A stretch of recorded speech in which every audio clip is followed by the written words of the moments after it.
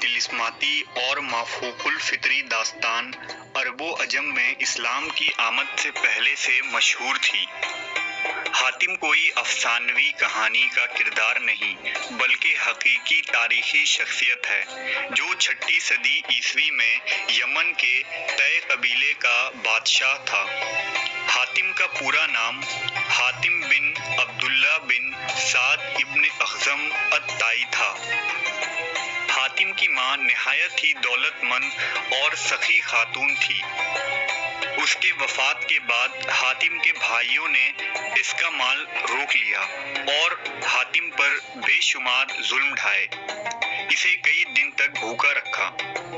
हातिम को सखावत विरासत में मिली थी। जवान होकर वो निहायत ही सखी शख्स साबित हुआ। हातिम ने सखावत में इस कदर मुबालगा किया कि जब वो अपने दादा के पास रहता था और काफ़ी छोटी सी उम्र थी, उस वक्त वो अपना खाना लेकर बाहर निकल जाता। अगर कोई मिल जाता तो साथ मिलकर खा लेता, वरना खाना फेंक देता। हातिम पूरे अरब में मशहूर हुआ और उसकी सखावत के चर्चे आम हो गए। कुछ लोगों ने हातिम की सखावत के बहुत से किस्से गढ़ लिए, लेकिन इसके बावजूद हातिम की सच्ची हिकायत उसकी सखी शख्सियत की दलील है। अरब में जबल सिमरा की चोटी पर वाक़े एक मकाम था जहां हातिम रात के वक्त आग जलाया करता था ताकि इलाके से गुजरने वालों को रास्ते की रहनुमाई हासिल हो सके। उस मुकाम को आज हातिम ताई का आतिशदान कहते हैं। ये इलाका आज भी आसार कदीमा की हैसियत रखता है। इब्न अराबी के मुताबिक हातिम हर मैदान में कामयाब था, ख्वाह वो जंग हो, मुकाबला हो, खेल हो या सखावत हो। ज़माने जाहिलियत में माह रजब का चांद बहुत ही मुक़द्दस माना जाता था, लिहाजा जब रजब का महीना शुरू होता तो हातिम हर रोज़ 10 ऊँट ज़बह करता और लोगों को खाना खिलाता। यूं तो हातिम के सखावत और फर्राख दिली के किस्से बहुत सारे हैं, लेकिन चंद एक निहायत ही मशहूर है जो अरबो अजम में आम तौर पर लोगों के ज़द्द ज़बान है। मशहूर है कि रोम के बादशाह कैसर के दरबार में एक दिन हातिम ताई की सखावत का तज़किरा हुआ।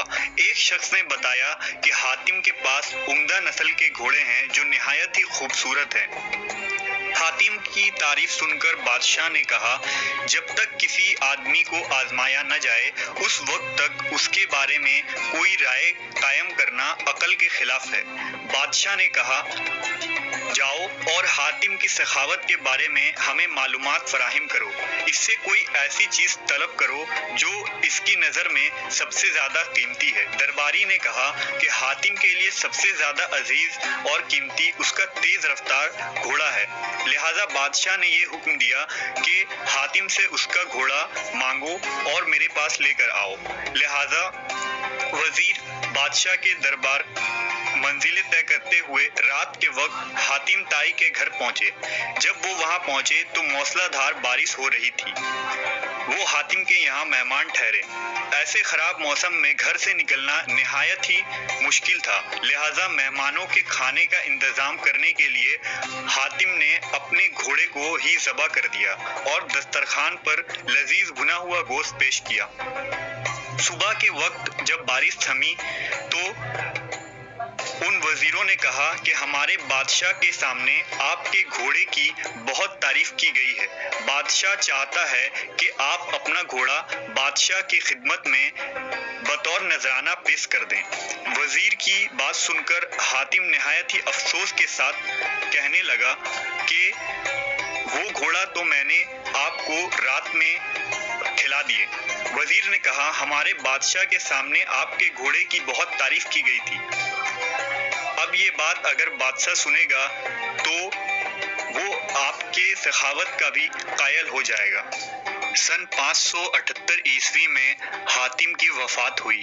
हातिम के वफ़ात के बाद उसका बेटा अदी तय कबीले का हाकिम बना। वो 9 हिजरी में मुसलमान हुए। उनके इस्लाम लाने का वाक़या बहुत ही मशहूर है। اپنے قوم کے سردار تھے۔ قوم پیداوار اور مال و غنیمت کا چوتھائی حصہ ان کے نذر کیا کرتی تھی۔ انہیں مسلمانوں سے سخت دشمنی تھی۔ وہ عیسائی تھے اور اسلام کو عیسائیت کا رقیب سمجھتے تھے، اور سردار ہونے کی وجہ سے نبی صلی اللہ علیہ وسلم کا اقتدار ان کی آنکھوں میں کھٹکتا تھا۔ ان کی سازش سے یمن کے قبیلے طے نے بغاوت کی۔ حضرت علی ان دنوں یمن کے گورنر تھے۔ انہوں نے بغاوت کو ختم کیا اور بغاوت کے لیڈروں کو گرفتار کر کے مدینہ بھیج دیا۔ ان میں عدی کی بہن صفانہ تھی، یعنی صفانہ بنت حاتم۔ وہ بھی نبی صلی اللہ علیہ وسلم کے سامنے پیش کی گئیں۔ انہوں نے کہا کہ میں سخی حاتم تائی کی بیٹی ہوں۔ میرا باپ بھوکوں کا پیٹ بھرتا تھا اور غریبوں پر رحم کرتا تھا۔ اس پر نبی صلی اللہ علیہ وسلم نے فرمایا، تیرے باپ میں مسلمانوں کی سی خوبیاں تھیں۔ اگر تیرا باپ مسلمان ہوتا تو یقیناً ہم اس پر رحم کا معاملہ ہی فرماتے۔ اس لڑکی کو رہا کر دو، کیونکہ اس کا باپ اعلیٰ اخلاق کا مالک تھا، اور اللہ اعلیٰ اخلاق کو پسند فرماتا ہے۔ لہٰذا نبی صلی اللہ علیہ وسلم کے اس احسن سلوک سے متاثر ہو کر عدی اور ان کی بہن صفانہ نے بعد میں اسلام قبول کر لیا، اور حضرت عدی ابن حاتم رضی اللہ تعالیٰ عنہ جنگ صفین اور جنگ جمل میں حضرت علی کے ساتھ مل کر انہوں نے یہ جہاد کیا۔ حیدر بخش حیدری کی آرائش محفل میں حاتم تائی کے 7 سوالوں کے قصے نے حاتم کی شخصیت کو ایک طلسماتی شخصیت بنا دیا ہے، جبکہ روایتی کہانیوں میں حاتم کی سخاوت کے افسانے بہت ہی مشہور ہوئے۔ حاتم کے بارے میں آپ کی کیا رائے ہے؟ کمنٹ سیکشن میں ضرور بتائیں۔